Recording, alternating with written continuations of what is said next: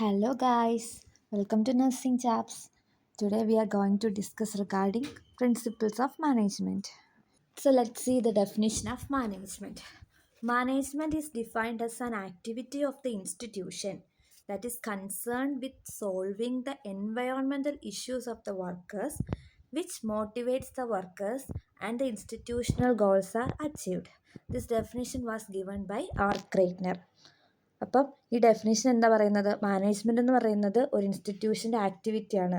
അവരെന്താ ചെയ്യുന്നത്, അവർ അവിടെയുള്ള വർക്കേഴ്സ് അല്ലെങ്കിൽ അവരുടെ എംപ്ലോയീസിൻ്റെയൊക്കെ പ്രോബ്ലംസ്, ഇപ്പോൾ നിലനിൽക്കുന്നതും ഉണ്ടാകുന്നതുമായിട്ടുള്ള പ്രോബ്ലംസൊക്കെ സോൾവ് ചെയ്യുന്നു. അങ്ങനെ ആ വർക്കേഴ്സിനെ മോട്ടിവേറ്റ് ചെയ്യുകയും അതുവഴി നമ്മുടെ ഇൻസ്റ്റിറ്റ്യൂഷൻ്റെ ലക്ഷ്യങ്ങളിലേക്ക് പെട്ടെന്ന് എത്തുകയും ചെയ്യുന്നു. അപ്പോൾ അതാണ് ഈ ഡെഫിനേഷൻ കൊണ്ട് ഉദ്ദേശിക്കുന്നത്. So let's see the definition of nursing management. Nursing management is the art of getting work done through and with the nursing staff by the nurse manager. It is a cooperative effort aimed at providing high quality care to patient. ഇപ്പോൾ nursing management എന്ന് പറഞ്ഞാൽ എന്താ? Nursing management എന്ന് പറയുന്നത് nursing മാനേജറിന് അവരുടെ അണ്ടറിലുള്ള nursing സ്റ്റാഫിനെ കൊണ്ട് ജോലി ചെയ്യിപ്പിക്കുന്നതിലുള്ള സ്കില്ല് അല്ലെങ്കിൽ കഴിവിനെയാണ് നമ്മൾ നഴ്സിംഗ് മാനേജ്മെൻറ്റ് കൊണ്ട് ഉദ്ദേശിക്കുന്നത്. അപ്പോൾ അതെന്ന് പറയുന്നത് ഒരു കോപ്പറേറ്റീവ് എഫേർട്ടാണ്. അപ്പോൾ അതിനകത്ത് നേഴ്സ് മാനേജറിൻ്റെ പങ്കുണ്ട്, അതുപോലെ തന്നെ ആ വർക്കേഴ്സ് അല്ലെങ്കിൽ നഴ്സിംഗ് സ്റ്റാഫിൻ്റെ സംയുക്തമായിട്ടുള്ള എഫേർട്ടാണ്. അവർ ലക്ഷ്യം വെക്കുന്നത് ഹൈ ക്വാളിറ്റി കെയർ പേഷ്യൻറ്റിന് കൊടുക്കുക എന്നുള്ളതാണ്. Okay, let's learn principles of management. There is a mnemonic that is AC House, which helps to recall it faster. Let's see the expansion of the mnemonic AC House. First principle is principle of authority. That means managers' formal authority gives them the right to command. Hence, they must give orders to get things done. If they do not have personal authority over others, they should not compel obedience. എന്ന് പറഞ്ഞാൽ principle of authority എന്ന് പറഞ്ഞാൽ എന്താണ്? മാനേജർക്ക് അവരുടേതായിട്ടുള്ളൊരു formal authority ഉണ്ട്, command കൊടുക്കാൻ വേണ്ടിയിട്ടും മറ്റുള്ളവരെ കൊണ്ട് ജോലി ചെയ്യിപ്പിച്ചെടുക്കാൻ വേണ്ടിയിട്ടും. അപ്പോൾ അങ്ങനെ ഒരു സംഭവം ഇല്ലെങ്കിൽ ആ ഇൻസ്റ്റിറ്റ്യൂഷൻ അല്ലെങ്കിൽ ആ ഹോസ്പിറ്റലിന് ഒരു ഡിസിപ്ലിനോ ഒബീഡിയൻസോ ഒന്നും എംപ്ലോയീസിന് മാനേജറിനോടൊരു ഒബീഡിയൻസ് അങ്ങനെ ഒന്നും ഉണ്ടാവത്തില്ല. So the second principle is principle of centralization. It is a process of delegating the work and responsibility to the subordinate workers. അതായത് മാനേജർ അവരുടെ ഡ്യൂട്ടീസ് ആൻഡ് റെസ്പോൺസിബിലിറ്റീസ് സബോർഡിനേറ്റ്സിലേക്കും വീതിച്ചു കൊടുക്കുകയാണെങ്കിൽ ദാറ്റ് ടൈപ്പ് ഓഫ് സിസ്റ്റത്തെ നമ്മൾ സെൻട്രലൈസേഷൻ എന്ന് പറയും. കൂടുതലായിട്ട് സബോർഡിനേറ്റ്സിന് തന്നെ റോൾസ് റെസ്പോൺസിബിലിറ്റീസൊക്കെ കൊടുക്കുകയാണെങ്കിൽ ദാറ്റ് ടൈപ്പ് ഓഫ് സിസ്റ്റത്തെ നമ്മൾ പറയുന്ന പേരാണ് ഡീസെൻട്രലൈസേഷൻ എന്ന് പറയുന്നത്. ഡീസെൻട്രലൈസേഷൻ അല്ല, കൂടുതൽ പവറും ഇപ്പോഴും മാനേജർ തന്നെയാണെങ്കിൽ സബോർഡിനേറ്റ്സിന് പങ്കുണ്ട്, പക്ഷെ കൂടുതലായിട്ട് റോളുള്ളത് മാനേജർക്ക് തന്നെയാണ് എങ്കിൽ അതിനെ നമ്മൾ എന്ത് പറയും? സെൻട്രലൈസ്ഡ് അപ്രോച്ച് എന്ന് പറയും. So the next principle is principle of remuneration ആണ്. there should be a fair compensation for work done to both the employees and employers. അതായത് എംപ്ലോയിക്ക് എംപ്ലോയറിനും അവർക്ക് അർഹമായിട്ടുള്ള പ്രതിഫലം കൊടുക്കണം എന്നുള്ളതാണ്. അതാണ് principle of remuneration. So the next principle is principle of initiative. Even though some mistakes might result, subordinates should be allowed to plan and implement their works by taking self-initiative. അതായത് ഒരു organisation ആയിരിക്കുമ്പോൾ അവരുടെ എംപ്ലോയീസിന് എന്തുണ്ടാവാം, mistake ഉണ്ടാകാനുള്ള chance ഉണ്ട്. പക്ഷെ നമ്മൾ അവർ തന്നെ അവരുടെ ആ മിസ്റ്റേക്ക് കറക്റ്റ് ചെയ്യാനുള്ള റെസ്പോൺസിബിലിറ്റി ഉണ്ടാക്കിയെടുക്കുക. അതാണ് പ്രിൻസിപ്പിൾ ഓഫ് ഇനീഷ്യേറ്റീവ് കൊണ്ട് ഉദ്ദേശിക്കുന്നത്. Then fifth principle is division of labour. That means the work is divided among the employees as per their efficiency. അങ്ങനെ വരുമ്പോഴത്തേക്ക് അതായത് നമ്മുടെ ഡ്യൂട്ടീസ് നമ്മൾ എല്ലാവരിലേക്കുമായിട്ട് എംപ്ലോയീസിലേക്ക് വീതിച്ചു കൊടുക്കുകയാണ് അവർക്ക് ചെയ്യാൻ പറ്റുന്ന അനുസരിച്ച്. അതിനെയാണ് ഡിവിഷൻ ഓഫ് ലേബർ കൊണ്ട് ഉദ്ദേശിക്കുന്നത്. Then the sixth principle is principle of discipline ആണ്. Rules and agreements that govern the organization should be respected by the members in organization. അപ്പം ഡിസിപ്ലിൻ കൊണ്ട് ഉദ്ദേശിക്കുന്നത് എന്താണ്? എല്ലാ ഓർഗനൈസേഷനും അവരുടേതായിട്ടുള്ള റൂൾസും പോളിസീസും ഒക്കെ ഉണ്ട്. അപ്പോൾ എല്ലാ എംപ്ലോയീസും അത് പാലിക്കണം.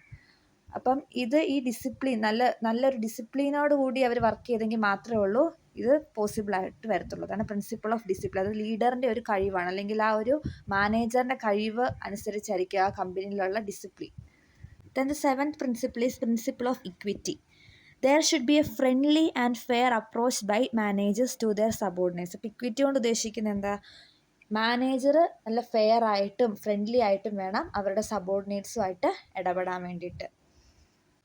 Then the eighth principle is principle of hierarchy, or otherwise it is called a scalar chain. This principle highlights that the hierarchy steps should be from the top to the lowest. This is necessary so that every employees know their immediate senior. Also they should be able to contact any if needed. അതായത് principle of hierarchy എന്ന് പറഞ്ഞാൽ എന്താണ്? അതായത് എല്ലാ ഓർഗനൈസേഷനും ഒരു hierarchy ഉണ്ടായിരിക്കണം. അത് മുകളിൽ നിന്ന് താഴോട്ട് എന്നുള്ള രീതിയിലായിരിക്കണം. Higher employee to the lower employee തൊട്ട് അങ്ങനെ ആയിരിക്കണം. അവിടെ അത് അന്നെങ്കിൽ മാത്രമേ ഉള്ളൂ ഓരോ എംപ്ലോയിക്ക് അവരുടെ തൊട്ട് സീനിയേഴ്സ് ആരാണെന്ന് മനസ്സിലാക്കാൻ, അവരോട് ഡൗട്ട് ക്ലിയർ ചെയ്യാൻ, ഈസി ആയിട്ട് അവരെ കോൺടാക്ട് ചെയ്യാനായിട്ടൊക്കെ പറ്റത്തുള്ളൂ. The ninth principle is principle of order. That means benefiting people should be placed in the jobs or position most suited to them. Okay, അതായത് ഓരോ ജോലി ഓരോ പൊസിഷനിലും അത് ചെയ്യാനായിട്ട് യോഗ്യതയുള്ള ആൾക്കാരെ എന്ത് ചെയ്യുക, അവരെ അപ്പോയിൻറ്റ് ചെയ്യുക എന്നുള്ളതാണ് പ്രിൻസിപ്പിൾ ഓഫ് ഓർഡർ കൊണ്ട് ഉദ്ദേശിക്കുന്നത്. 10th principle is unity of command. Uniform instructions should be given to employees by the superior so that the workers listen to the superior only to do the job, avoiding confusion and conflict among the workers. എന്ന് പറഞ്ഞാൽ നമ്മുടെ uniform ആയിട്ടുള്ള informations അല്ലെങ്കിൽ instructions വേണം നമ്മുടെ employee അല്ലെങ്കിൽ superior അവരുടെ വർക്കേഴ്സിന് കൊടുക്കാൻ. അങ്ങനെ കൊടുക്കുന്നത് കൊണ്ട് എംപ്ലോയീസ് തമ്മിലുള്ള മിസ്അണ്ടർസ്റ്റാൻഡിങ്ങും കോൺഫ്ലിക്റ്റും ഒക്കെ ഒരു പരിധിവരെ തടയാൻ സാധിക്കും. Then the 11th principle is unity of direction. Operations having same objectives within an organization should be directed by only one manager and one plan. ഇപ്പോൾ ഒരു ഒബ്ജക്റ്റീവ് ഉള്ള കാര്യം നേടിയെടുക്കാനായിട്ട് ഒരൊറ്റ മാനേജർ അല്ലെങ്കിൽ ഒരൊറ്റ ഹെഡ് ഉണ്ടായിരിക്കുന്നതാണ് എപ്പോഴും നല്ലത്. അതായത് ഒരു പ്ലാൻ, ഒരു വഴി അത് തിരഞ്ഞെടുക്കുന്നതായിരിക്കും പെട്ടെന്ന് നമ്മുടെ ആ പ്ലാൻ നമുക്ക് ഇംപ്ലിമെൻറ്റ് ചെയ്യാൻ വേണ്ടി സാധിക്കാനുള്ള ഒരു എളുപ്പ മാർഗം എന്ന് പറയുന്നത്. The 12th principle is stability of staff. For the efficient functioning of an organization, a high employees turnover is not beneficial. അതായത് ഒരു സ്ഥാപനത്തിന് എപ്പോഴും എംപ്ലോയീസ് ഇങ്ങനെ പൊയ്ക്കൊണ്ടേയിരിക്കുകയാണെങ്കിൽ അത് അവരുടെ ഫംഗ്ഷനിങ്ങിനെ ബാധിക്കും. അപ്പോൾ ആ സ്റ്റാഫിൻ്റെ ടേൺ ഓവർ കുറയ്ക്കുക എന്നുള്ളത് വളരെ പ്രധാനപ്പെട്ട ഒരു ഫാക്ടറാണ്. അതാണ് stability of staff. Then the 13th principle is subordination of individual interest to the common good. Employees' interest should not be prioritized over the interest of an organization as whole. അതായത് ഒരിക്കലും employee അവരുടെ സ്വന്തം ഇൻട്രസ്റ്റിനല്ല പ്രാധാന്യം കൊടുക്കേണ്ടത്, മറിച്ച് ഓർഗനൈസേഷൻ്റെ പൊതുവായിട്ടുള്ള ഇൻട്രസ്റ്റിനായിരിക്കണം. അതനുസരിച്ച് വേണം അവർ വർക്ക് ചെയ്യാനും വേണ്ടിയിട്ട്. Then the 14th principle is E-Spirit T Corps. Promotion of team spirit brings the organization a feel of unity. അതാണ് E-Spirit D Corps കൊണ്ട് ഉദ്ദേശിക്കുന്നത്. ടീം സ്പിരിറ്റ് കൂട്ടുക, അങ്ങനെ നമ്മുടെ എഫിഷ്യൻസി കൂട്ടുക വർക്കേഴ്സിൻ്റെ, അങ്ങനെ ഗോൾ അച്ചീവ് ചെയ്യുക. അപ്പോൾ ഇത് നമുക്ക് സാധിക്കുന്നതിനൊരു എക്സാമ്പിൾ പറയുകയാണെങ്കിൽ നമ്മുടെ മാനേജറിൻ്റെ ഭാഗത്തുനിന്ന് വരുന്ന ഒരു പോസിറ്റീവായിട്ടുള്ള ഒരു ഫീഡ്ബാക്ക് അത് അവരുടെ ആ എംപ്ലോയീസിൻ്റെ എന്ത് കൂട്ടും, അവർക്കും ഒരു മോട്ടിവേറ്റിംഗ് ഫാക്ടറായിട്ട് മാറുകയും അവരുടെ കപ്പാസിറ്റി, അവരുടെ ആ ഒരു ക്രിട്ടിക്കൽ തിങ്കിങ് കപ്പാസിറ്റി എല്ലാം കൂട്ടി നന്നായിട്ട് വർക്ക് ചെയ്യാൻ വേണ്ടിയിട്ടൊക്കെ സഹായിക്കും. So this is all about the principles of management. Just remember the quote, AC Ridehouse. Thank you.